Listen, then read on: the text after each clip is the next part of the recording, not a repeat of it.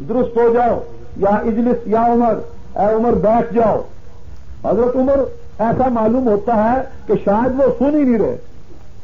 دماغ پر جو ان کے اثر تھا، دل پر اثر، دماغ پر اثر، اصل میں نبی علیہ الصلوۃ والسلام کی جدائی برداشت نہ ہو سکی.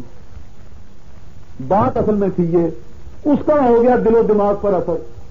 یہ وہی عمر فاروق ہے نا جن کو نبی علیہ الصلوۃ والسلام نے فرمایا تھا کہ مجھے اللہ تعالیٰ کی قسم ہے اے عمر، جب تک تیری جان سے بھی میں تجھے زیادہ پیارا نہ ہو جاؤں تب تک تیرا ایمان کامل نہیں ہوگا. اور کسی مومن کا ایمان کامل نہیں ہو سکتا جب تک میں محمد رسول اللہ علیہ وسلم اس کو ماں سے، باپ سے، اولاد سے،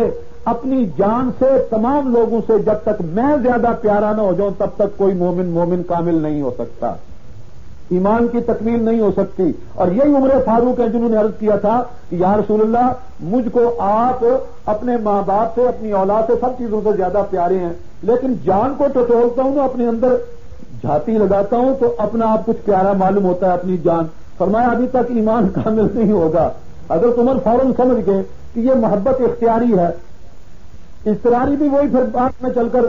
آہستہ آہستہ ہو جاتی ہے. وہ سمجھ گئے. انہوں نے کہا یا رسول اللہ، اب میں عرض کر دیتا ہوں کہ میری جان سے بھی آپ زیادہ پیارے ہیں. تو جس عمر کی یہ حالت تھی کہ اپنی جان سے بھی، اور باقاعدہ یہ حضرت عمر فاروق نے عرض کیا، اس عمر پر تو یہ کیفیت لازمی طور پر طاری ہو جانی چاہیے تھی نا کہ کیا چیز مجھ سے جدا ہوگی جو ساری کائنات سے زیادہ محبوب چیز تھی، اس پر موت آ گئی. وہ موت کا صدمہ برداشت نہ کر سکے عمر فاروق، دل و دماغ پر اثر پڑ گیا. اس اثر پر وہ کہہ رہے تھے اب خیال ہی نہیں آ رہا ان کو کہ پیغمبر کو موت آئی ہوئی ہے، سامنے میت پڑی ہوئی ہے، اوپر کپڑا اوڑا ہوا ہے، چادر اوڑی ہوئی ہے نبی علیہ الصلوۃ والسلام کی، لیکن بس اب وہ یہ بھی نظر آ رہا ہے کہ ہے تو میت سامنے. عمر فاروق آخر آنکھیں تو کھلی ہوئی تھی نا، یہ بھی سامنے دیکھ رہے ہیں کہ ہے تو میت سامنے پڑی، ہلتے جلتے تو ہے نہیں آپ، اس لیے اب مجبوراً کہہ رہے ہیں کہ حقیقت موت کوئی نہیں، باقی ہلتے جلتے کیوں نہیں، یہ بیہوشی ہو گئی ہے موسیٰ علیہ السلام کی طرح، یہ صرف پردہ ایک موت کا آ گیا، حقیقت موت کوئی نہیں. اس لیے بیچارے اب یہ یوں کہہ رہے ہیں حضرت عمر فاروق رضی اللہ تعالیٰ عنہ. تو حضرت ابو بکر صدیق نے جب انہیں فرمایا اجلس یا عمر ہو، اللہ رسول کا یا عمر ہو، تو وہ جیسے کوئی سن نہیں رہا ایسا ہی معلوم ہوتا ہے. حضرت ابو بکر صدیق بھی سمجھ گئے ہوں گے کہ یہ تو سن ہی نہیں رہے، تو کیا فائدہ ان کو خطاب کرنے کا، ان کو بٹھانے کا، چپ کرانے کا. آپ نے لوگوں کو خطاب کیا، تشہد ادا کیا، اشہد ان لا الہ الا اللہ وحدہ لا شریک لہ واشہد ان محمدا عبدہ ورسولہ. اما بعد فیا ایھا الناس من كان منكم يعبد محمدا فإن محمدا قد مات ومن كان منكم يعبد الله فإن الله حي لا يموت وما محمد إلا رسول قد خلت من قبله الرسل أفإن مات أو قتل انقلبتم على أعقابكم ومن ينقلب على عقبيه فلن يضر الله شيئا وسيجزي الله الشاكرين.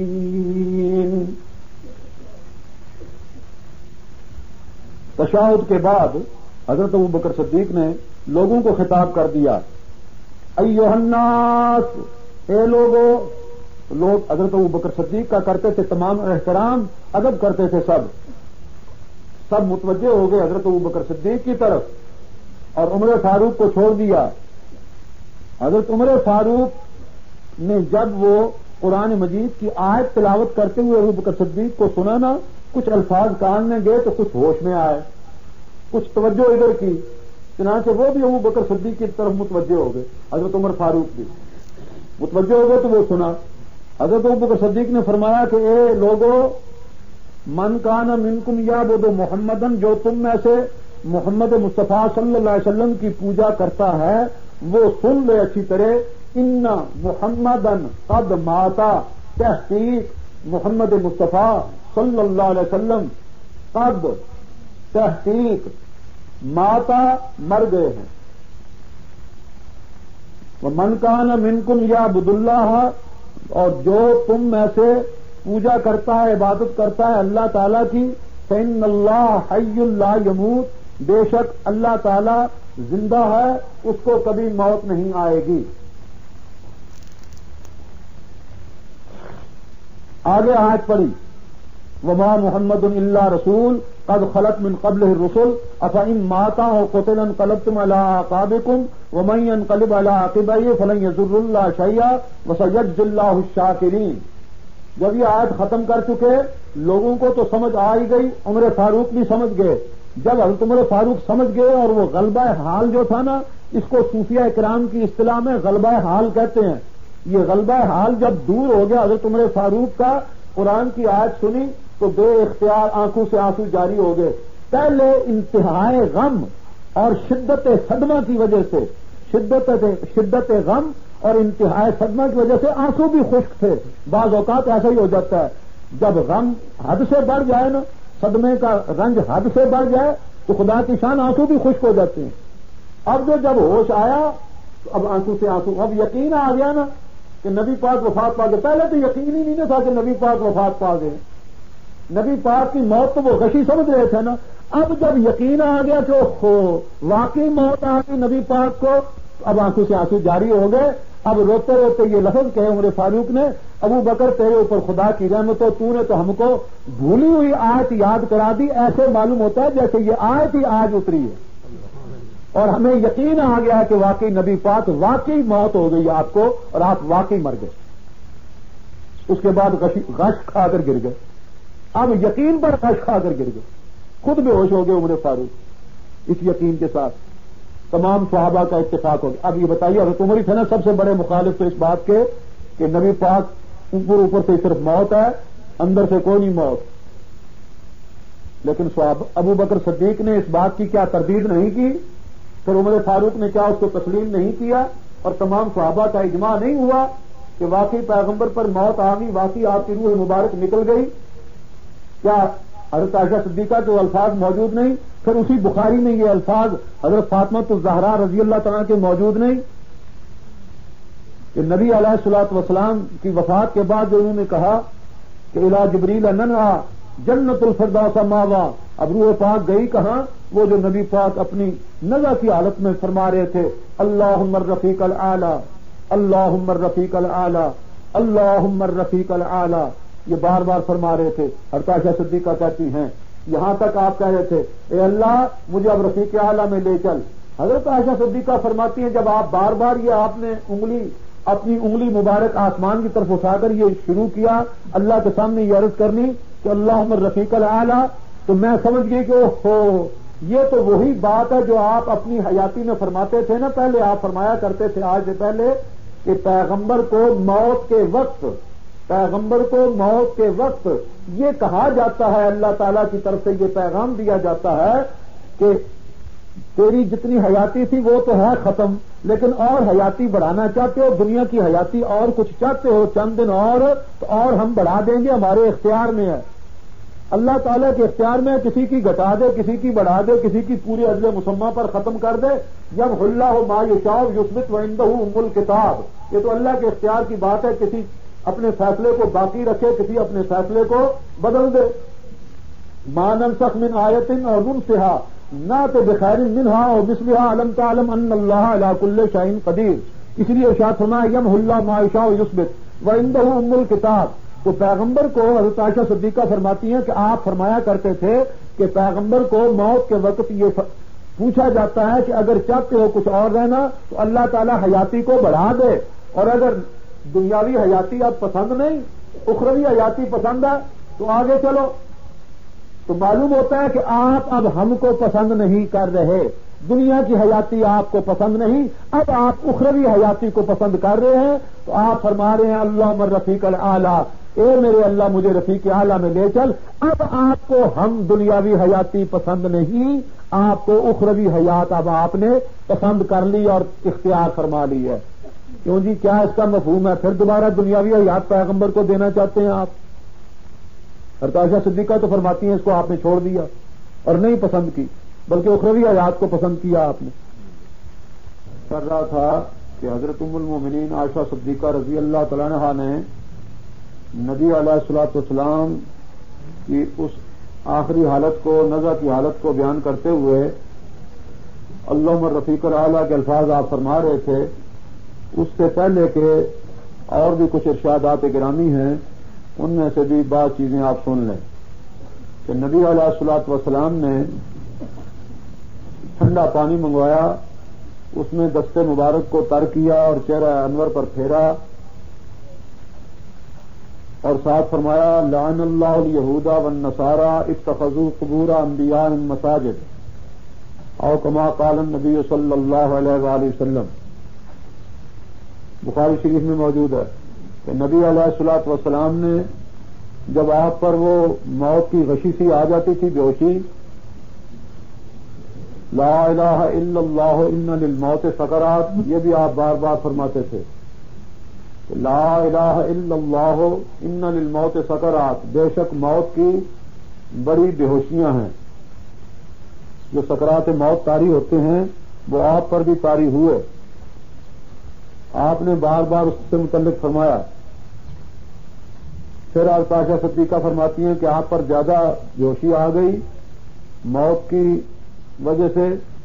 آپ پھر ہوش میں جس وقت آئے اس نزع کی حالت میں، نزع کی بےہوشیاں جو آتی ہیں بار بار انسان کو، آپ ہوش میں آئے تو آپ نے فرمایا ٹھنڈا پانی لاؤ، ٹھنڈا پانی منگوایا، اس میں دست مبارک کو تر کر کے پھر دوبارہ چہرے انور پر پھیرا اور پھر فرمایا لعن اللہ الیہود والنصارى اتخذوا قبور انبیائهم مساجد۔ پھر آپ پر غشی طاری ہو گئی، پھر وہ نزع کی حالت پیدا ہو گئی، پھر آپ جس وقت ہوش میں آئے، آنکھ مبارک آپ نے کھولی، آپ نے فرمایا ٹھنڈا پانی، پھر ٹھنڈا پانی پیش کیا گیا، آپ نے دست مبارک کو تر کیا، پھر چہرہ انور پر پھیرا اور پھر فرمایا لعن اللہ الیہود والنصارى اتخذوا قبور انبیائهم مساجد۔ اللہ تعالیٰ کی لعنت، اللہ تعالیٰ نے لعنت اور پھٹکار ڈالی یہود و نصارہ پر جنہوں نے انبیاء کی قبروں کو مسجدیں بنایا۔ حضرت ام المومنین عائشہ صدیقہ رضی اللہ تعالیٰ عنہا فرماتی ہیں کہ میں سوچ میں تھی کہ کیوں آپ بار بار یہ فرما رہے تھے، کیوں بار بار یہ ذکر آپ کر رہے ہیں۔ مجھے خیال میں آیا کہ یہ تو آپ ڈرا رہے ہیں، یحذر امتہ، آپ اپنی امت کو ڈرا رہے ہیں تاکہ میری موت کے بعد، میرے دفن ہو جانے کے بعد میری قبر کی اس طرح پوجا نہ کریں، اس کو بھی مسجد والا معاملہ اس کے ساتھ نہ کریں۔ یہ اتخذوا قبور انبیائهم مساجدہ کا کیا مفہوم ہے؟ ایک تو یہ مفہوم ہے نا کہ سجدے کیے انہوں نے، سجدہ گاہ بنایا انہوں نے انبیاء کی قبروں کو۔ دوسرا اس کا اتخاذ کے محاورے کے مطابق جیسے قرآن مجید میں ہے، فرعون کی بیوی نے کہا تھا لا تقتلوہ عسى ان ينفعنا ونتخذہ ولدا، اس بچے کو قتل نہ کرو، ممکن ہے ہمیں یہ فائدہ دے یا ہم اس کو اپنا بیٹا بنا لیں، یعنی حقیقی بیٹا تو بن نہیں سکتا لیکن بیٹے والے حقوق اس کے ساتھ کر دیں۔ اسی طرح یوسف صدیق کے معاملہ میں، حضرت یوسف علیہ السلام کے معاملہ میں عزیز مصر کی بیوی کو کہ عزیز نے کہا تھا بیوی اپنی کو کہ اکرمی مسوا عسى ان ينفعنا ونتخذه ولدا، اس لڑکے کا ٹھکانہ اچھا بنا۔ عزیز مصر نے خود کہا تھا اپنی بیوی کو کہ اس کا ٹھکانہ اچھا بنا، شاید یہ ہم کو نفع دے یا ہم اس کو اپنا بیٹا بنا لیں، یہ اتخاذ کا مفہوم۔ اسی طرح اتخذ اللہ ولدا، اللہ تعالیٰ نے اولاد پکڑی ہوئی ہے، اولاد بنائی ہوئی، یعنی حقیقی اولاد تو یوں نہیں کہ کوئی خدا کی بیوی اور اس میں سے بیٹا پیدا ہوا ہو۔ اولاد والے حقوق، جیسے اولاد کو نائب بنا دیا جاتا ہے، متصرف بنا دیا جاتا ہے امور میں کہ تم میرے کام کاج کرو، زمین کا انتظام کرو، مکان کا انتظام کرو، کوئی لینے دینے کے لیے آئے اس کو تم لے دے لیا کرو، یہ سارا جیسے اس کو نائب و متصرف بنا دیا جاتا ہے بیٹے کو، یہ حقوق ہوتے ہیں اولاد کے بیٹے کے۔ تو حقیقی بیٹا تو نہیں بننے کا لیکن بیٹے والے معاملہ اس سے کیا جائے۔ اسی طرح یہاں ہے لعن اللہ الیہود والنصارى اتخذوا قبور انبیائهم مساجدا، اتخاذ وہی یہاں ہے، بنا لیا انہوں نے اپنے انبیاء کی قبروں کو مسجدیں، یعنی حقیقی مسجدیں اتنی کہ ان پر کو مینار کھڑے کر دیے یا اس طرح کا محراب بنا دیا، سچ مچ کی مسجد بنا دی اس کو، یعنی مسجد والا جو معاملہ تھا، مسجد والے جو حقوق تھے وہ نبیوں کی قبروں کے ساتھ کیے۔ یہ بتوں کے لیے آیت نہیں، حدیث نہیں ہے، نہ بتوں کا ذکر ہے نہ کسی اور چیز کا ذکر ہے، انبیاء کی قبروں کا، قبریں بھی باقی لوگوں کی نہیں، انبیاء علیہ الصلوۃ والسلام کی، ان کے ساتھ معاملہ مسجد والا کیا، جیسے اتخاذ ولد میں بیٹے والا معاملہ اس کے ساتھ کرو، حقیقی بیٹا تو بن نہیں سکتا، اس طرح حقیقی مسجدیں تو وہ نہیں ہیں تو وہ قبریں، لیکن ان کے ساتھ معاملہ مسجد والا کیا کہ آپ مسجد میں کیا معاملہ ہوتا ہے جی، مسجد کا حق کیا ہوتا ہے؟ جب آپ آتے ہو مسجد میں تو کیا کرتے ہیں؟ آپ قیام کرتے ہیں، قوموا للہ قانتین، قیام کرتے ہو بڑی عاجزی کے ساتھ، ہاتھ باندھ کر کھڑے ہو جاتے ہو۔ ایک دوسرا سر جھکانے کا معاملہ پھر ہوتا ہے اللہ کے سامنے کہ رکوع کیا جاتا ہے۔ دو تیسرا معاملہ ہوتا ہے زمین پر ماتھا رکھ دینے کا، جیسے کسی کے قدموں کے آگے گر جاتا ہے آدمی تو اپنی پیشانی کو زمین پر رکھ دینے کا۔ تین اور یا پھر پکارنے کا معاملہ کہ اللہ تعالیٰ کے سامنے تم دعائیں کرتے ہو، گڑگڑاتے ہو، اسے پکارتے ہو یہ سمجھ کر کہ وہ سنتا ہے، اگرچہ نظر تو نہیں آتا لیکن وہ سن رہا ہے ہماری فریادیں، تو یہ اس عقیدے کے ساتھ کہ وہ سن رہا ہے۔ مسجد میں یہی معاملہ ہوتا ہے نا، قیام، ہاتھ باندھ کر رکوع، سجدہ اور خدا کو پکارنا، یہ سمجھ کر کہ ہماری پکاریں وہ سن رہا ہے۔ نبی پاک نے فرمایا خدا کی لعنت اور پھٹکار یہود و نصارہ پر جنہوں نے نبیوں کی قبروں کے ساتھ یہ معاملہ کیا جو اللہ کے گھر میں خدا کے ساتھ کرتے ہیں۔ لکھ لو اچھی طرح، انبیاء کی قبروں پر ہاتھ باندھ کر اس طرح کھڑے ہو جانا جیسے نماز میں کھڑے ہوتے ہیں، یا وہاں سر جھکانا، یا وہاں ماتھا ٹیکنا، سجدے کی حالت میں پہنچ جانا، یا ان کو پکارنا یہ سمجھ کر کے سن رہے ہیں، یا آپ خود محسوس کرو کہ یہ پہلے یہود و نصارہ کے متعلق تو کہا ہے، ہم اگر یہی کرتوت کریں تو ہمارا کیا حال؟ آپ کے مسئلے رہے تو آپ کے ساتھ، یہ تو ہے پیغمبر کا ارشاد گرامی۔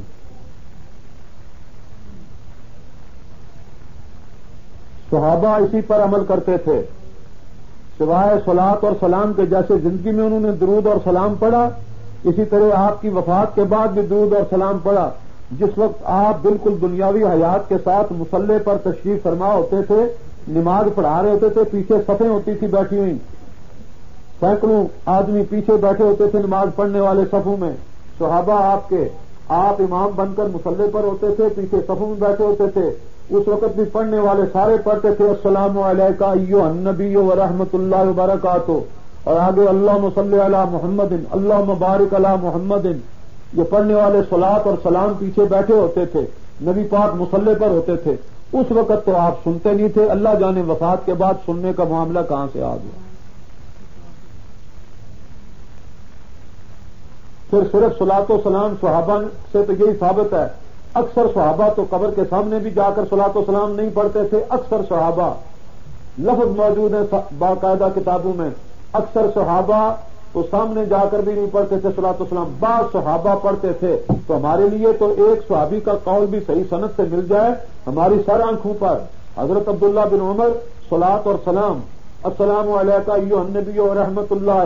یا اللہم صلی علی محمد، نبی علیہ الصلوۃ والسلام کی قبر مبارک کے سامنے وہ پڑھتے تھے۔ اسی طرح بعض دوسرے صحابہ سے بھی ثابت ہے کہ آپ کی قبر مبارک کے سامنے صلاۃ اور سلام، سوائے صلاۃ اور سلام کے کسی صحابی سے صحیح سند کے ساتھ قطعاً کوئی ثابت نہیں کہ کسی نے سفارش کرائی ہو نبی علیہ الصلوۃ والسلام کی قبر مبارک پر کھڑے ہو کر کہ یا رسول اللہ میری یہ فریاد آپ سنیں، میری فریاد خدا کے سامنے پہنچائیں اور میری سفارش کریں، میرے گناہ آپ معاف کرائیں، اور یا یہ آیت اس نے پڑھی ہو وَلَوْ أَنَّهُمْ ظَلَمُوا أَنفُسَهُمْ جَاءُوكَ فَاسْتَغْفَرُوا اللَّهَ وَاسْتَغْفَرَ لَهُمُ الرَّسُولُ لَوَجَدُوا اللَّهَ تَوَّابًا رَحِيمًا۔ جو زندگی میں نبی پاک کی زندگی میں جو آیت اللہ تعالیٰ نے ارشاد فرمایا تھا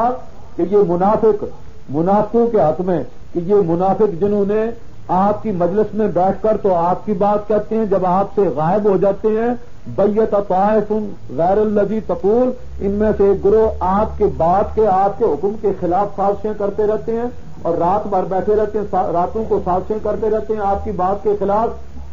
تو یہ بددیانتی کرتے ہیں، بے ایمانی کرتے ہیں، خیانت کرتے ہیں آپ کی باتوں میں، زبان سے کہتے ہیں لا الہ الا اللہ محمد رسول اللہ، آپ کی مجلس میں بیٹھے ہیں، بعض اوقات آپ کے پیچھے نمازیں بھی پڑھتے ہیں، آپ کی بیٹھ کر باتیں بھی سنتے ہیں، قسمیں کھا کھا کر آپ کی رسالت کی گواہی بھی دیتے ہیں، لیکن جب آپ سے الگ ہو جاتے ہیں تو آپ کے خلاف مشورے بھی کرتے رہتے ہیں۔ یہ بے ایمان ہے حقیقت میں، ان کے اسلام کا کوئی اعتبار نہیں۔ ان میں سے اگر کوئی مر جائے آپ اس کا جنازہ نہ پڑھیں، آپ اس کے لیے بخشش کی دعا نہ کریں، 70 بار بھی آپ بخشش کی دعائیں ان کے لیے شفاعت آپ ان کے لیے سفارش آپ ان کے لیے 70 بار بھی کریں، بخشش کی دعائیں مانگیں، نہیں قبول ہوگی۔ ہاں ایک صورت ہے قبول ہونے کی ان کے لیے، وَلَوْ أَنَّهُمْ إِذْ ظَلَمُوا أَنفُسَهُمْ، جب انہوں نے موت کے بعد، تو آپ ان کے لیے بخشش کی دعا کریں نہیں ان منافقوں کے لیے۔ جو باقی منافق موجود ہیں یہ اگر اپنی زندگی میں، اور جو مر بھی گئے ہیں یہ بھی اگر اپنی زندگی میں، اپنی حیاتی میں، وَلَوْ أَنَّهُمْ إِذْ ظَلَمُوا أَنفُسَهُمْ، اور اگر تحقیق وہ جب انہوں نے ظلم کیا تھا اپنی جانوں پر، آپ کی نافرمانی کر کے، آپ کے خلاف مشورے کر کے، ظاہری کلمہ شہادت، آپ کی رسالت کی گواہی، اور باطن میں بے ایمان منکر، یہ جب انہوں نے ظلم کیا تھا آپ کے خلاف مشورے کر کے، آپ کی نافرمانیاں کر کے، اپنی جانوں پر ظلم کیا تھا، اس وقت ان کو ہو جاتا ہے احساس اپنی زندگی میں، یہ آپ کی خدمت میں حاضر ہو جاتے، جاؤ کا آپ کے پاس پہنچ جاتے یہ، اور کیا کرتے؟ فاستغفر اللہ، یہ خود بھی اللہ تعالیٰ سے توبہ کرتے، معافی مانگتے، سچے دل سے توبہ کرتے، خود بھی اللہ تعالیٰ سے معافی مانگتے، واستغفر لهم الرسول، اور رسول بھی پھر ان کے لیے بخشش مانگتا، اس حال میں کہ یہ موت کے بعد نہیں، یہ اپنی زندگیوں میں آپ کی خدمت میں پہنچ جاتے اور آپ کے سامنے بیٹھ کر خدا سے معافی مانگتے، یہ بھی سچے دل سے توبہ استغفار کرتے،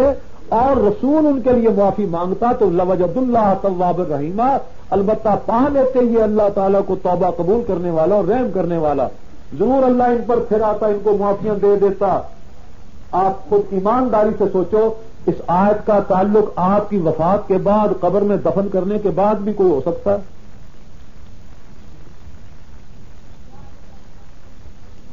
قرآن کا سیاق اور سباق کوئی چیز نہیں۔ آپ ہی دیانت امانت سے سوچ لو، یہ نہ کوئی دھڑے بازی کی بات ہے، نہ فرقہ، یہ چھوڑ دو کہ بزرگوں نے لکھا ہوا ہے، متاخرین میں بہت سنے لکھے، متقدمین میں سے تو کوئی قائل نہیں اس بات کا، نہ صحابہ میں سے، 1 لاکھ سے زیادہ صحابی ہیں، 1 لاکھ سے زیادہ صحابی ہیں نبی پاک کے، ان میں سے ایک صحابی سے بھی ثابت نہیں، ایک صحابی سے بھی صحیح ثابت نہیں، لاکھ تو چھوڑ دو، ہزاروں چھوڑ دو، سینکڑوں صحابہ چھوڑ دو، ایک صحابی سے صلاۃ سلام تو ہے نا ثابت، بعض صحابہ سے آپ کی قبر پر جا کر پڑھنا وہ تو ٹھیک ہے، لیکن یہ شفاعت بھی کرانی، سفارش کرانی، یہ آج پڑھ کر وَلَوْ أَنَّهُمْ إِذْ ظَلَمُوا أَنفُسَهُمْ، اگر اس آج کا یہ مفہوم بھی تھا کہ آپ کی حیاتی میں بھی، آپ جب تک دنیا میں موجود ہیں تو آپ کے پاس آ کر دعا کراؤ، یہ تو ٹھیک ہے نا، اور اگر آپ کی موت کے بعد قبر میں دفن ہونے کے بعد بھی اس کا مفہوم تھا کہ زندگی میں بھی کراؤ اور موت کے بعد بھی آپ سے دعائیں کرواؤ، شفاعت اور سفارش کراؤ دفن ہونے کے بعد بھی، تو اس کا مطلب یہ ہوا کہ 1 لاکھ سے زیادہ صحابہ سارے کے سارے نے اس پر عمل نہیں کیا، سارے بدعمل گئے دنیا سے۔ ایک صحابی سے بھی ثابت نہیں کہ انہوں نے زندگی میں تو سینکڑوں بار وہ دعائیں کراتے رہے، بارش کے لیے سفارشیں کراتے رہے، اپنی بخشش کے لیے دعائیں آپ سے کراتے رہے،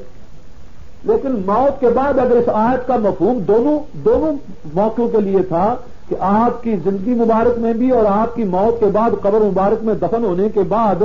پھر آپ کو یہی آیت پڑھ کر پھر آپ سے دعا کرائی جائے، تو پھر اس کا مطلب تو یہ ہوا استغفر اللہ معاذ اللہ کہ 1 لاکھ سے زیادہ صحابی، ایک صحابی نے بھی اس پر عمل نہیں کیا۔ کیا فتویٰ ہے صحابہ کے متعلق پھر اگر اس آیت کا یہ مطلب ہے تو کہ وفات کے بعد بھی ایسا کرو؟ اسی لیے متقدمین میں کوئی ایک بھی اس بات کا قائل نہیں، ہاں متاخرین میں بہت سے بزرگ ہیں، ہم ان کو برا نہیں کہتے، معاذ اللہ ربی، خدا کا قرآن میرے سامنے موجود ہے، ہم ان کو برا نہیں، ہم ان کا احترام کرتے ہیں، اپنے سے بہتر جانتے ہیں، ان کو اچھا سمجھتے ہیں، جو ان پر بدگوئی کرتا ہے اس کو ہم برا کہتے ہیں، لیکن مسئلے میں اختلاف کی گنجائش تو اپنے اکابر کے ساتھ ہو سکتی ہے نا۔ شاگرد کو استاد کے ساتھ مسئلے میں اختلاف کی گنجائش دیانت امانت سے تو ہو سکتی ہے نا۔ یہ کوئی کفر اسلام کا فرق تو نہیں پڑ گیا اس میں کہ ایک آدمی مرتد ہو گیا اور دوسرا مرتد نہیں ہوا، لہذا یہاں تک تو نوبت نہیں پہنچی ہوئی اس مسئلے میں، تو علمی اختلاف ہے، فروعی اختلاف ہے۔ اور پھر متقدمین میں کوئی بھی اس بات کا قائل نہیں. صحابہ میں سے 1,00,000 سے زیادہ صحابی ایک صحابی سے یہ ثابت نہیں, ائمہ سے یہ ثابت نہیں, متقدمین میں سے کسی سے ثابت نہیں. متاخرین میں فتح القدیر سے لے کر یہ مسئلہ چلا, متاخرین میں فقہاء میں سے فتح القدیر سے لے کر یہ مسئلہ چلا, اور اسی طرح شافعیوں میں سے چلا. تو یہ انکار نہیں کہ ہے, کیا نہیں کسی نے. متاخرین میں بہت سے ہیں بزرگ فرمانے والے, ان کی کتابوں میں موجود, لیکن ایک شخص اگر کہتا ہے صحابہ میں سے کسی نے یہ فعل نہیں کیا, 1,00,000 سے زیادہ صحابی, اگر آج کا یہ دونوں جگہ مفہوم ہے کہ موقع اس کا آپ کی زندگی میں بھی تھا اور وفات کے بعد بھی ہے, تو صرف ہماری گزارش اتنی ہے کہ صحابہ نے وفات کے بعد نہیں کیا. اور اگر دونوں موقع پر ہونا چاہیے ضروری, جو نہ کرے وہ مجرم بنتا ہے, تو پہلے صحابہ کے متعلق فیصلہ کرنا چاہیے کہ وہ بھی مجرم ہیں یا نہیں.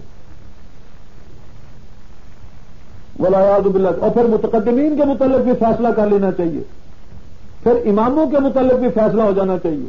سارے متقدمین کے متعلق. متاخرین کے متعلق میں خود گزارش کر رہا ہوں آپ سے, متاخرین میں بہت سو نے لکھا ہوا کہ شفاعت کرانی چاہیے یہ آیت پڑھ کر وہاں, لیکن ان کو برا بھی نہیں ہم کہتے. لیکن یہ تو نہیں صورت اختیار کر لینی چاہیے اگر مسئلے کا کوئی اختلاف بیان کرے اور اختلاف کے پہلو میں ایک چیز کو وہ اپنی دیانت امانت کے ساتھ ترجیح سمجھے, اس کو گردن زدنی کے قابل سمجھا جائے اور اس کے اوپر بہتان لگائے جائیں, ان پر فتوے چشمہ کیے جائیں. خدا کے لیے آپ تمام حضرات, تمام مولوی صاحبان اس روش کو چھوڑ دیں کہ جو جب علمی اختلاف آ جائے, فروعات کا اختلاف ہو, تو خدا کے لیے اس پر فتوے مت چسپاں کریں. اس طرح تو شافعی, حنفی, مالکی, حنبلی اس سے بھی زیادہ اختلافات ان کے اندر موجود ہیں. حلال و حرام تک اختلاف موجود ہے, یجوز و لا یجوزوں کا موجود ہے, حل و حرمت کا اختلاف موجود ہے, فرض اور واجب اور فرض اور نفل کا اختلاف موجود ہے, واجب اور مکروہ کا اختلاف موجود ہے, لا یجوزوں اور یجبوں کا اختلاف موجود ہے, فرض کا اور ممانعت کا اختلاف موجود ہے. ایک کے نزدیک ایک بات منع ہے, نہیں کرنی چاہیے, دوسرے کے نزدیک فرض ہے, کرنی چاہیے. ایک کے نزدیک ایک چیز حرام ہے, دوسرے کے نزدیک وہ حلال ہے. یہاں تک اختلافات موجود ہیں. تو کیا اب اس اختلافات میں ہم حنفی شافیوں کو برا کہیں اور شافی حنفیوں کو برا کہیں؟ یہ بھی روش مہربان متاخرین نے اختیار کیا ہے دوسرے کو برا کہنے کی. متقدمین تو یوں نہیں کیا کرتے. تو سچ کہا امام مالک رحمۃ اللہ علیہ نے, لن یصلح آخر هذه الامة الا ما اصلح اولها او کما قال مالک رضی اللہ تعالیٰ عنہ.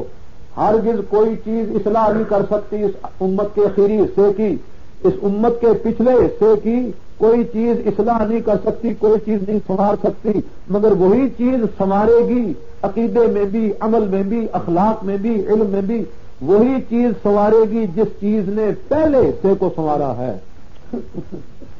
جس چیز نے امت کے پہلے حصے کو سنوارا ہے وہی چیز امت کے پچھلے حصوں کو بھی سنوارے گی. اس کے سوا نہیں یصلح کوئی چیز ہرگز نہیں سنوار سکتی.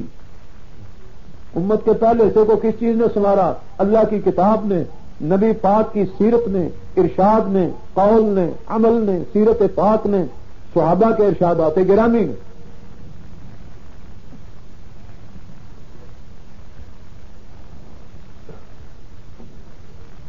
ہاں جی,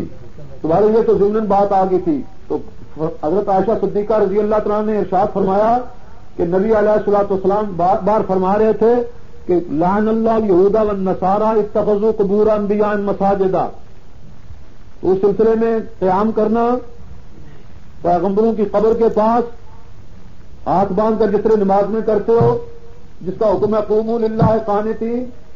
اسی طرح رکوع کرنا, اسی طرح پھر سجدہ ہونا, ماتھا ٹیکنا, یا پھر یہ سمجھ کر کے سنتے ہیں ہماری تمام فریادیں, تمام مرادیں ہماری, تمام حاجتیں, تمام مرادیں, تمام فریادیں ہماری, سب فریادیں یہ سنتے ہیں, یہ سمجھ کر پکارنا. اس کی ذمہ داری تو پھر انہی لوگوں پر ہے بھائی جو اس بات کے قائل ہیں کہ وہ ہر قسم کی فریاد قبر کے پاس سن لیتے ہیں. وہ باقی مردوں کے لیے بھی جب سوائے موتا کے قائل ہیں تو نبی کی ہستی تو بہت بڑی بلند ہے.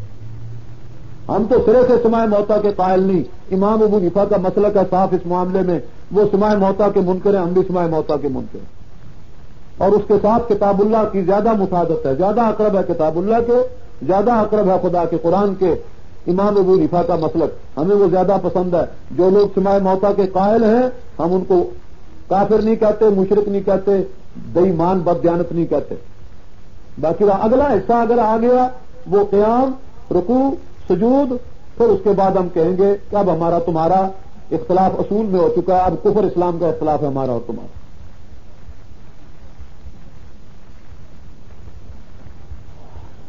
یہ بھی